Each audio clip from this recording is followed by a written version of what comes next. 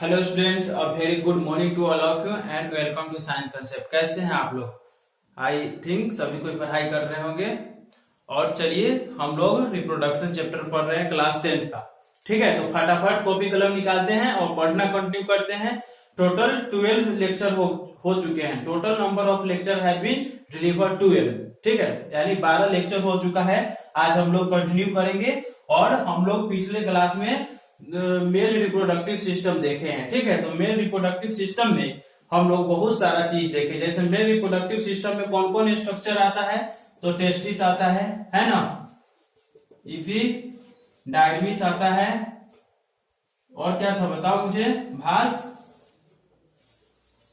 Difference था, एजुकुलेटरी duct था, और बताओ यूरेथ्रा था, है ना, पेरिस था, and associated and some associated gland are also present, जिसका नाम था seminal vesicle, prostate gland and Volvo urethral gland.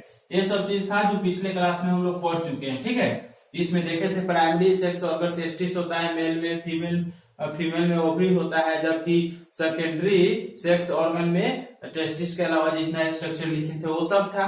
ठीक है, अब हम लोग कंटिन्यू करते जा रहे हैं आगे की तरफ फीमेल रिप्रोडक्टिव सिस्टम। तो अभी मैं हेडिंग बना देता हूं, फीमेल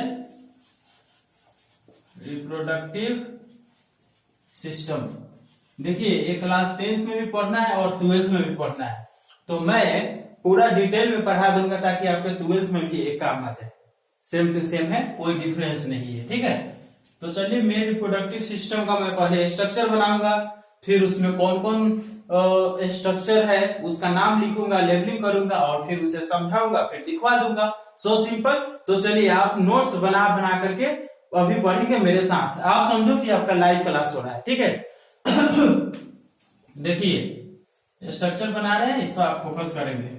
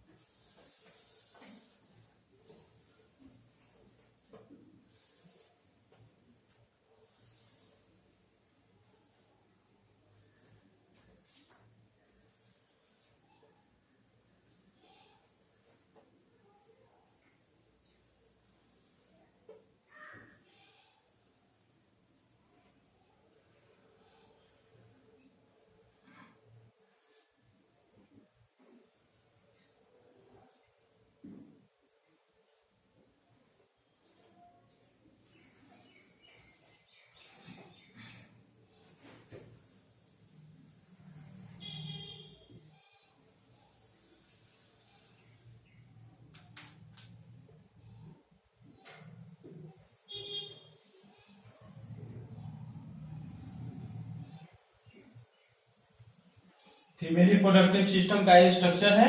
आपको भी बनाना होगा। पहले आप देख लीजिए how I am doing this picture. आप पहले अच्छे से इसको देखो एक बार, फिर आप भी बनाना।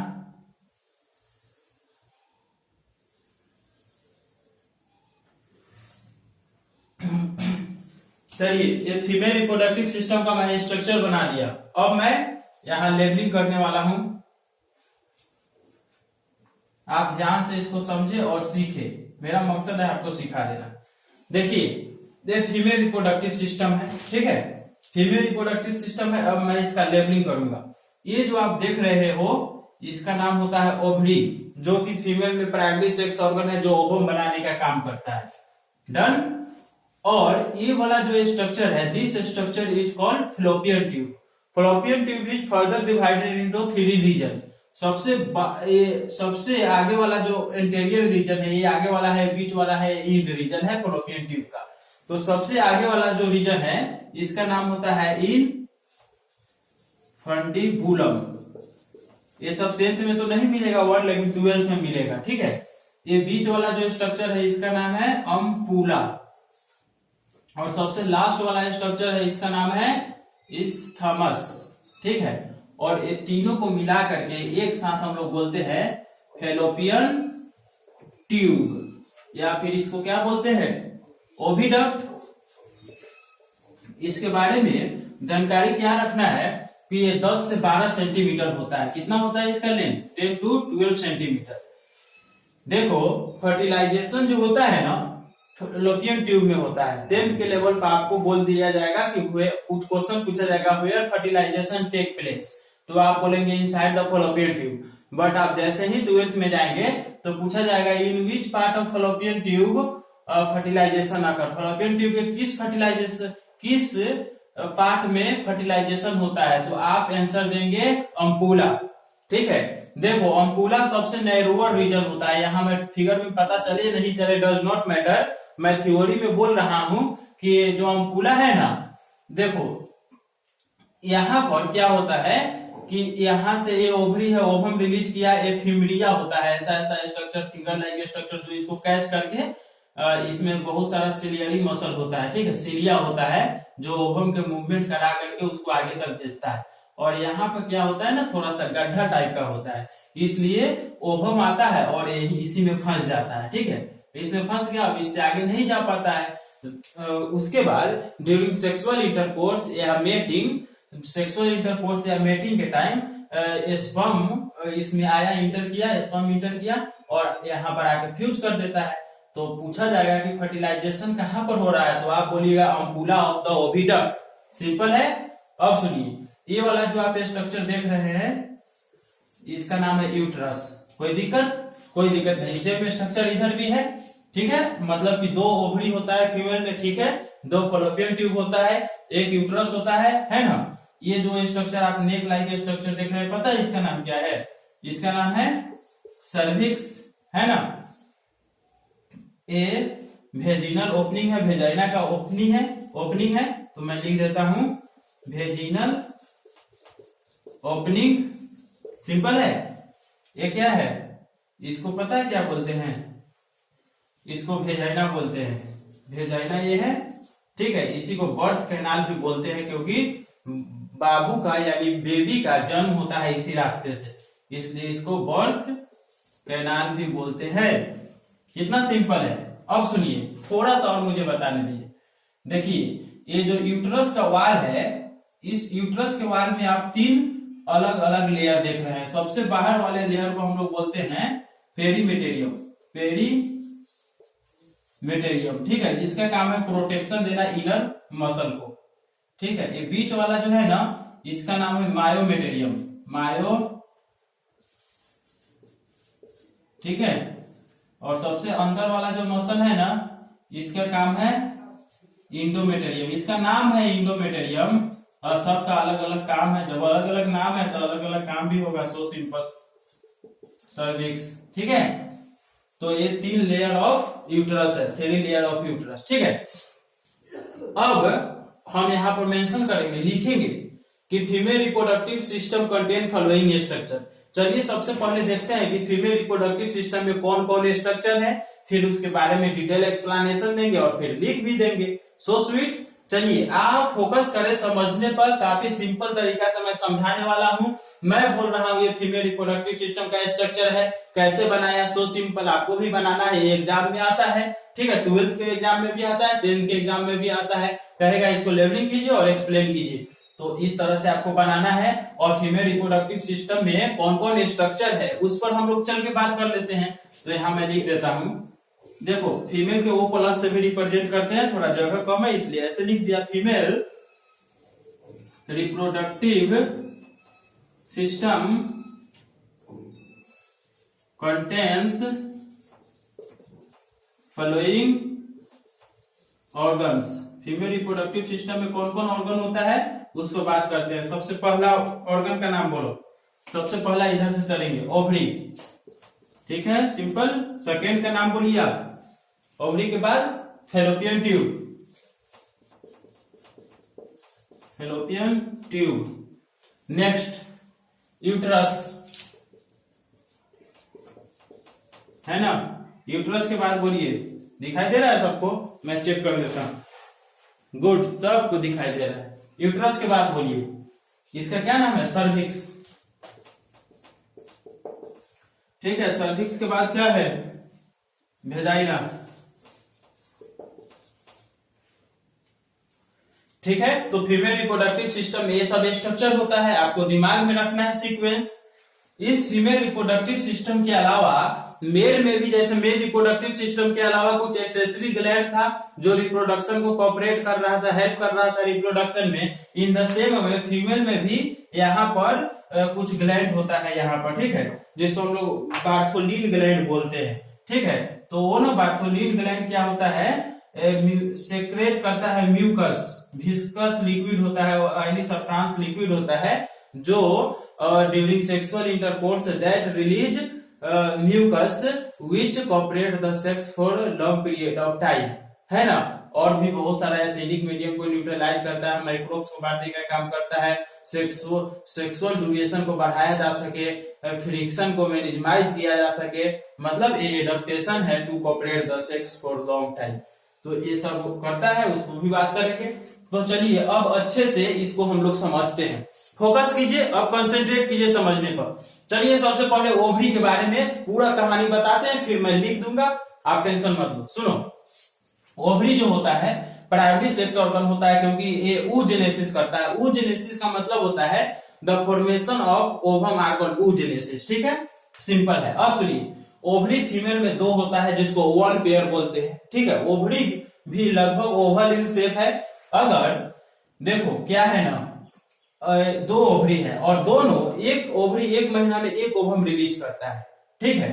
तो इस तरह से 12 महीना में 12 ओवम रिलीज होगा बाय द बोथ ओवरी, ठीक है, दोनों ओवरी के द्वारा।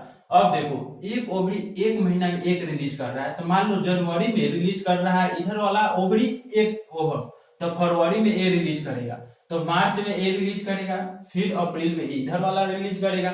इसका मतलब कि एक ओवरी एक साल में 6 ओवम दे रहा है। बात को समझिए, पूरा खोल के मैं बता रहा हूं।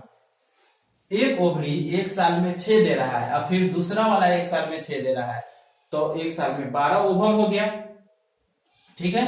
अब सुनिए, एक क्वेश्चन पूछ सकता है, what will happen if one ovary is surgically removed. अगर सर्जरी करके एक ओवरी को रिमूव कर देंगे तो क्या होगा। अब देखो, इसका काम था अल्टरनेटली ये दोनों ओवम रिलीज कर रहा है, एक पहला मंथ में मान लो जनवरी में एक, या फिर फरवरी में एक कर रहा है, फिर मार्च में एक कर रहा है। इसका मतलब ये हुआ कि 2 महीना में एक ही ओवम रिलीज हो रहा है, ये तो श्योर है, 2 महीना में एक ओवम रिलीज हो रहा है, ठीक। अब सुनिए, यहाँ पर कंडीशन क्या है कि अगर सर्जरी करके एक को हटा देंगे तो हर महीना कंटिन्यूअसली एवरी मंथ एक ओवरी ओवम रिलीज करेगा, यानी एक हट भी गया तो उसका काम दूसरा संभाल लेगा, सिंपल है। अब सुनिए, ये ओवरी है, ओवरी तो प्राइमरी सेक्स ऑर्गन है ही, इसके साथ साथ एस्ट्रोजन प्रोजेस्टेरोन हार्मोन भी रिलीज करता है। क्या करता है, कैसे करता है, डिटेल में देखेंगे, ठीक। जैसे ही ओवरी से ओवम रिलीज होता है, कब रिलीज होता है, at the mid of menstrual cycle. Menstrual cycle क्या है तो हम समझाएंगे, अलग से एक टॉपिक बना के पढ़ाएंगे। जैसे ये देखिए, मेंस्ट्रुअल साइकिल का मतलब होता है the flow of blood at every month at the interval of 28 day are called menstrual cycle, यानी ब्लड का इसमें लाइनिंग होता है। इंडोमेटेरियम क्या है मालूम है, ब्लड का डिपोजिशन है, ब्लड का लाइनिंग है। ये जब लाइनिंग टूटता है ना, तो ब्लड के फॉर्म में वेजाइना से ब्लड निकलने लगता है at the end of every month. तो देखो, मेंस्ट्रुअल का मतलब ब्लड का फ्लो हो जाना, और साइकिल का मतलब हर महीना ये रिपीटेशन हो रहा है ना, इसलिए इसको मेंस्ट्रुअल साइकिल बोलते हैं। तो ये मेंस्ट्रुअल साइकिल होता है, तो मान लो किसी का जो ये कौन है, मान लो अप्रैल है, ठीक है, तो अप्रैल अभी तो है 28 मार्च ही, लेकिन हम बताते हैं किसी 1 अप्रैल को किसी का मेंस्ट्रुअल साइकिल शुरू होगा, तो ये ना 1 अप्रैल से लेके 3 या 4 या 5 तक होगा। फिर इसके बाद 14th डे पर ओवम रिलीज होगा, फिर 14 डे पर ओवम रिलीज होगा, फिर 28 या 30 डे पर और फिर से दूसरा मेंस्ट्रुअल साइकिल आएगा। मेंस्ट्रुअल साइकिल कब आता है, जब सेक्सुअल इंटरकोर्स नहीं हुआ है, जब फर्टिलाइजेशन नहीं हुआ है, बेबी नहीं बन पाया, तो ये जो इंडोमेटेरियम का लाइनिंग है ये टूट करके ब्लड के फॉर्म में निकल जाता है। अगर फर्टिलाइजेशन हो गया, बेबी बन गया, तो ये फिर नहीं टूटेगा, नहीं निकलेगा, ये रहता है, इंडोमेटेरियम बनता है बेबी को प्रिपेयर करने के लिए। अगर बेबी बना, फर्टिलाइजेशन हुआ, तो उसको सपोर्ट करने के लिए ये लाइन बनता है, और जब बेबी बना ही नहीं तो ये क्यों रहेगा, सिंपल बात है। उस पर बात करते हैं, वेट। तो ये हम लोग ओवरी देख लिए, अब फलोपियन ट्यूब देखेंगे। देखिए फलोपियन ट्यूब को ओविडक्ट भी बोलते हैं क्योंकि ओवम को कंडक्ट करने वाला डक्ट है। सिंपल, देखिए 10 से 12 सेंटीमीटर जनरली इसका लेंथ होता है। ये क्या है, इसमें 3 पार्ट है। Anterior part is called infundibulum, middle part is ampulla and last part is isthmus. ठीक है, फिर याद रखना है कि सबसे वाइडर पार्ट होता है ampulla. Ampulla are the widest part of fallopian tube. ठीक है, fertilization take place inside the ampulla of fallopian tube. यहाँ पर फर्टिलाइजेशन होता है। ठीक है, फलोपियन ट्यूब के अंदर भी बहुत सारा सिलिया होता है जो जाइगोट ओवम को, ओवम या जाइगोट दोनों के मूवमेंट में हेल्प करता है। सर आप ओवम तो बोले हैं, समझ में आया मुझे, लेकिन जाइगोट क्यों बोल रहे हैं? तो बाबू यहाँ पर क्या है ना कि फर्टिलाइजेशन हो रहा है, तो फर्टिलाइजेशन हो गया तो अब जाइगोट बन गया, तो अब यहाँ से आगे जाइगोट की मूवमेंट होगी। उसके बाद इस्थमस सबसे नैरोअर पार्ट है जो कनेक्ट करता है किसको, यूट्रस को और फलोपियन ट्यूब को। ठीक है, और ये वाला जो है ना, इधर वाला पार्ट थोड़ा सा मोटा होता है, ठीक होता है। मैं स्ट्रक्चर लेवलिंग कर देता हूँ, ठीक स्ट्रक्चर है। ठीक है, इसको हम लोग बोलते हैं फंडस। ठीक है, हो गया, क्लियर है। अब आएंगे यूट्रस में, तो यूट्रस को वॉर्म भी बोलते हैं। ठीक है, यूट्रस इन्वर्टेड पियर से स्ट्रक्चर होता है। यूट्रस का लेंथ 8 सेंटीमीटर होता है, वाइड 5 सेंटीमीटर होता है और थिकनेस 3 सेंटीमीटर होता है। ठीक है, देखिए uterus is surrounded by 3 layer. Uterus में 3 लेयर होता है। क्या होता है ना, सबसे बाहर वाला लेयर पेरीमेटेरियम है, ये वाला लेयर पेरीमेटेरियम आर थिन एपिथेलियम का वो बना हुआ होता है। पेरीमेटेरियम का काम है प्रोटेक्शन देना, जबकि मायोमेटेरियम जो मसल है ना, इसमें highly rhythmic contraction and relaxation होता है। काफी ज्यादा कंट्रैक्शन एंड रिलैक्सेशन होता है मायोमेटेरियम लेयर में। ये जरूरी भी है क्योंकि बेबी का डेवलपमेंट होगा तो धीरे धीरे बेबी का माइटोसिस से सेल डिवीजन होगा, साइज बढ़ेगा तो धीरे धीरे इसको फैलना पड़ेगा, तो फैलने वाला भी मसल होना चाहिए। तो मायोमेटेरियम है जिसमें हाईली कंट्रैक्शन एंड रिलैक्सेशन होता है काफी ज्यादा। ठीक है, अब उसके बाद है इंडोमेटेरियम। तो these lining undergo cyclic changes. हर महीना इसमें साइक्लिक चेंजेज आता है। क्या होता है ना, जब ये कुछ नहीं है, इंडोमेटेरियम क्या है, तो एक्चुअली में थिक मतलब मोटा, thick lining of blood which are deposited in the innermost lining of uterus which form a layer called endometrium। ये ब्लड का एक मोटा सा लाइनिंग है जो यूट्रस के वाल पर आके डिपोजिट हो जाता है और एक लेयर बना देता है। इसी लेयर को हम लोग इंडोमेट्रियम बोलते हैं। ये इंडोमेट्रियम इसलिए बनता है ताकि अगर फर्टिलाइजेशन हुआ, जाइगोट बना, बेबी बना, तो इसको शुरुआत में न्यूट्रिशन देने का काम करता है। कैसे? तो सुनो, यहाँ पर फर्टिलाइजेशन हो गया, तो फर्टिलाइजेशन हुआ तो क्या हुआ, और जाइगोट बना, फिर जाइगोट धीरे धीरे मूव करते करते आएगा और इसके साथ इम्बेडेड हो जाएगा। ठीक है, फिर इम्बेडेड हो जाएगा, फिर ये ना जाइगोट तो यहाँ बन गया, फिर जाइगोट डिवाइड करके कुछ नंबर ऑफ सेल अपना बढ़ा लिया तो उसको इम्ब्रियो बोलेंगे। अब उस इम्ब्रियो को यही ब्लड शुरू में न्यूट्रिशन देता है। सेल डिवीजन है, होना है, धीरे धीरे बेबी का डेवलपमेंट होना है, तो उसको न्यूट्रिशन चाहिए ना, सेल डिवाइड करने के लिए भी एनर्जी चाहिए, तो वो एनर्जी इंडोमेटेरियम देता है। और फिर धीरे धीरे यही क्या करता है ना कि ये आपका इम्ब्रियो है, इस इम्ब्रियो को ढक लेता है इंडोमेटेरियम सेल डिवीजन करके। ठीक है, इसमें इम्बेडेड हो गया, फिर क्या करता है, बाद में प्लेसेंटा बन जाता है, फिर बाद में प्लेसेंटा के थ्रू न्यूट्रिशन मिलता है, मदर प्रोवाइड करती है। शुरुआत में यही इंडोमेटेरियम है जो इसको एनर्जी देने का काम कर रहा है। क्लियर है? सब पढ़ाएंगे, बताएंगे इम्ब्रियो का कैसे डेवलपमेंट होता है। तो ये हो गया। अगर फर्टिलाइजेशन नहीं होता है तो ये जो प्रिपरेशन हुआ था बेबी को सपोर्ट करने के लिए, एलाइनिंग टूट के बाहर निकल जाता है। सिंपल है। अब सुनिए, ये सर्विक्स है, तो सर्विक्स आर द नेक, इसको हम लोग बोल सकते हैं नेक ऑफ यूट्रस। यूट्रस का गर्दन है, नेक ऑफ यूट्रस। ठीक है, सर्विक्स लगभग 2 सेंटीमीटर का होता है, विच कनेक्ट वेजाइना को कनेक्ट करता है और यूट्रस को कनेक्ट करता है। ठीक है, इसमें 2 तरह का स्फिंक्टर होता है, एक इनर स्फिंक्टर होता है, एक आउटर स्फिंक्टर होता है। जब बेबी का डेवलपमेंट होता है तो पूरा वजन बेबी का जो भी है 3 केजी 4 केजी जो भी बेबी का वेट है वो सब इस पर लगा हुआ रहता है, पूरा वेट इस पर। तो ये स्फिंक्टर इसको टाइटली पैक करके रखता है, बांध करके, ताकि बेबी गिर नहीं जाए नीचे। इसीलिए बोला जाता है प्रेग्नेंट लेडी को ज्यादा सीढ़ी पर नहीं चढ़ना चाहिए, बस वगैरह हाइट पर नहीं चढ़ना चाहिए। क्या है कि चढ़ने वक्त उसका तो वेट है ही, फिर ऊपर की तरफ जा रही है, फिर ग्रेविटेशनल फोर्स उसको नीचे की तरफ खींच रहा है, इस पर ज्यादा प्रेशर न पड़े, इसलिए ऐसा बोला जाता है।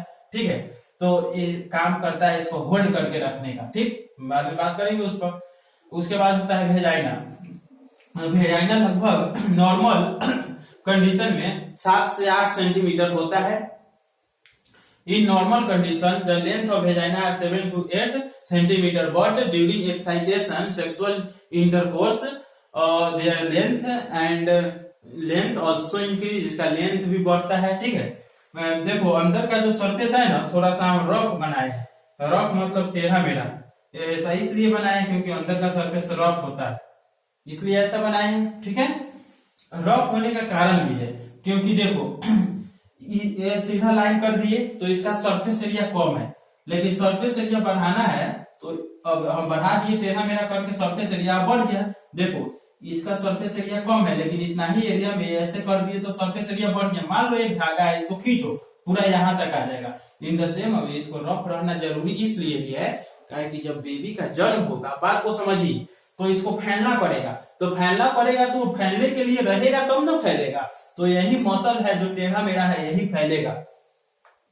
समझ रहे हैं? एक वेजिनल ओपनिंग होता है, इसको मेजोरा लेमिया होता है, माइनोरा लेमिया होता है, जो हम अलग से एक टॉपिक बनाएंगे।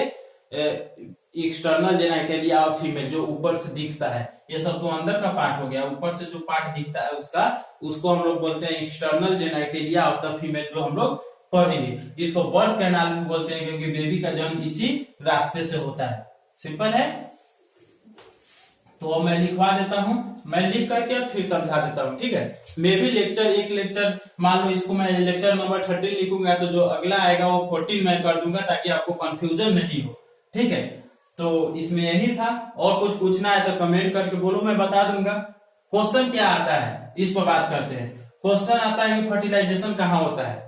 सिंपल, तो आप बोलिएगा फॉलोपियन ट्यूब में क्लास 10th के लिए, लेकिन क्लास 12th में आप बोलेंगे फॉर अम्पुला।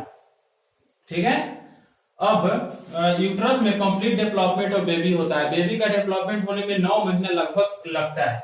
देखो ये फोल्डिंग के फॉर्म में होता है, मुड़ा हुआ सिकुड़ा हुआ होता है, लेकिन जब बेबी का डेवलपमेंट होता है तो ये लगभग 500 गुना इंक्रीज कर जाता है इसका साइज। ठीक है, कंप्लीट डेवलपमेंट ऑफ बेबी यहाँ हो रहा है। इसको इन्वर्टेड पीरियड से बोलते हैं। इसमें 3 लाइनिंग होता है, पेरीमेटेरियम, मायोमेटेरियम, इंडोमेटेरियम, है ना। उसके बाद सर्विक्स हो गया, नेक ऑफ यूट्रस, वेजाइना हो गया, ये सब चीज देख लिए। और जो भी मैं समझाया हूँ वो सबको एक सिस्टमेटिक तरीका से मैं लिख देता हूँ। ठीक है, इसके बाद हम लोग देखेंगे, बताता हूँ इसके बाद क्या पढ़ेंगे। चलो आप लिखो, तो आप नोट डाउन कीजिए।